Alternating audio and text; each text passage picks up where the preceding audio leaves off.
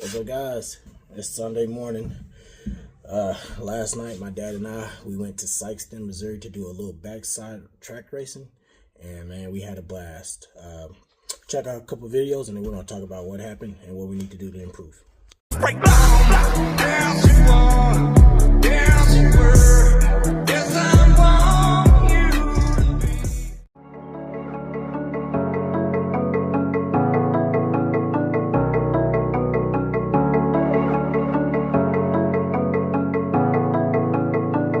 I'm forgetting what it feels like.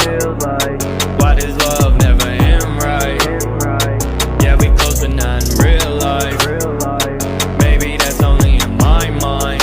Hey, I know you know saying things, but after me you never be the same.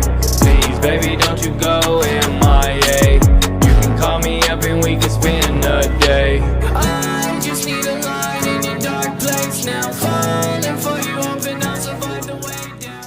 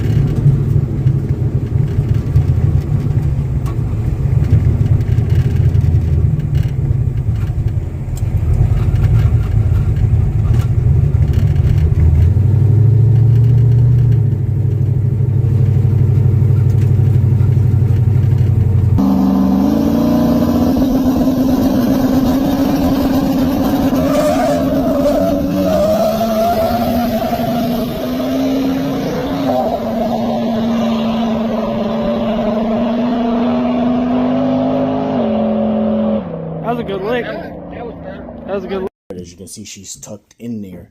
So real quick, before we talk about the race, let's talk about a couple changes that I made to the car to kind of help explain what we did and why we did it. So we're going backside racing and street racing. So I took the radio off and went with a Hoosier Slick, and I also added a leash boost controller that really helped and stepped our game up for real. I mean, big shout out to Randy Westmoreland and his guys for helping us out with that. Big shout out to Brian Zarda. He came by the shop and helped me install it. Found that one of my wastegates, the diaphragm, was torn apart, which is probably the reason why I was having a hard time controlling the boost. He zipped that up for me, fixed it real quick, and now it's ready to go. All right, so let's get to it. So we drove up to Sikeston, Missouri from Central Arkansas to their backside race. We've been watching them promote it for a while and been wanting to go. So we started setting up the car to go to that event. We made a lot of changes since the last time we raced on the street. You know, like I said, we put the slick on and everything like that, and didn't get the chance to test the car out. So this was actually our first test. Those guys up there, Ricky and the crew, they were extremely friendly. A lot of the racers walked up to us, real helpful, real friendly, real hospitable. Man, just great people up there. Great environment. I strongly recommend anybody go to Sikeston, Missouri, and go to the racetrack. Awesome facility, great great. So we went there, we got unloaded, and we did the chip draw, first driver meeting and chip draw first. They laid down the rules, which is very common rules, you know, don't cross, you jump you out, tire crack, that kind of thing. Let us know if you're going to bump or not. Just the simple, you know, street racing style rules. And then we're going to get our pairing, and then we're going to go on a 15 to 20 mile cruise. Of course, I made a joke. There was a bye. There were 7 cars in the class. I made a joke about getting the bye, and then I draw number 1 chip. So first pair down on the left lane against a really nice, really fast black Camaro with a single turbo. I didn't ask too many questions about the car because, you know, I didn't know if they want to give the information. I'm sure it was LS because everything's LS. But I don't know for sure. But anyway, we got in the cruise. I jumped first or second in line because I was first pair down, so I want to try to get in and out. And we rounded the corner, bam, no throttle. Had to jump out the car and fix the throttle cable. They said that if the pace car passes you, you're disqualified. So as all the cars was passing me, and I was out on the, you know, open road just trying to rig up the throttle cable so I could actually accelerate. And I got to the second to last car before the pace car, and jumped in and just floored it. But I was real nervous about the cruise. Never drove the car that far. Was worried about the cooling system. You know, this is a 60 over block, and they don't cool very well. But, you know, we drove, I think, 8 miles down the road to a church. The temperature was about 197. We stopped there for a while. They took some pictures, and then we got back on the road. Temperature dropped back down to 192, so it was perfect. Didn't have any issues there. Didn't have any problems there. Then we pulled up to the line, adjusted tire pressures, checked everything over, pulled up to the line, and I set the controller to leave at about 4 pounds of boost. Now, keep in mind, I wasn't sure what it was going to do because we removed the wastegate springs. And if I would have hit it or anything like that, I would have known the difference between what you asked for and what it will make. But I didn't. So I asked for 4 off the line and 10 down the track. And it gave me 7 off the line, 7 pounds of boost off the line, and 10. So it did exactly what I wanted down the track. But I was a little aggressive out the gate. Another problem I could have had was I had my tire pressure at 10. It was the first time I ran slick before, so I didn't want to get swirled on the top end. And I didn't really know exactly what the air pressure should be, so I set it to 10, and I could have dropped it a little lower. But anyway, as you saw in the video, you know, I didn't think it was going to take it. It took it, relatively speaking, to kind of put me in the chance to win the race, so I kept trying to win the race. I kept stabbing the throttle, you know, fighting the steering wheel, giving it everything I could to try to win.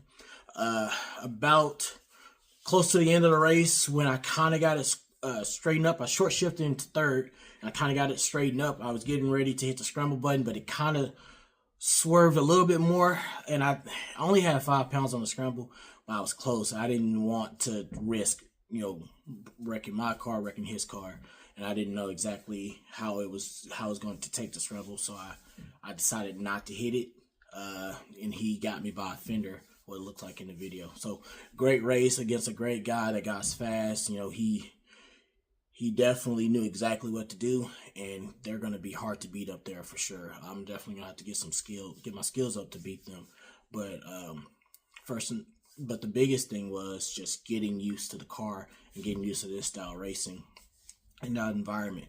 And all in all, I'm extremely happy with the changes we made.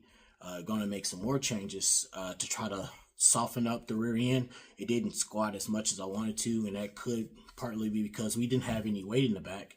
So I'm going to make some changes to where I can install weights to kind of help transfer the weight, and probably go down the tire pressure and possibly go to a softer spring to see if that'll help drop the rear end. Now the front end did exactly what I wanted to do, but the rear end just didn't drop as much as I wanted it to kind of help push.